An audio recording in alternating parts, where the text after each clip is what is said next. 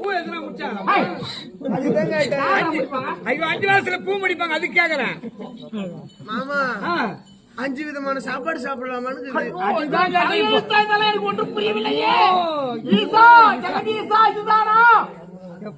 ஏமா என்ன சொல்லுமா என்ன மாமா வயித்துல உங்க மறுப்பு வலிக்கிறேன் மாமா 5 மாசத்துலயேவா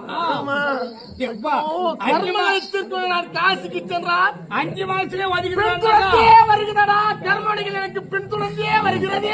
ஐயோ இது ஏங்க இதெல்லாம் என் தம்பிடத்திலே சொன்னால் மகாராஜாவுக்கு தெரிந்தால் நம்ம என்னதான் செய்வாரோ உனக்கு பேரம் பரப்பானே பேச்சு பரப்பானே மாமா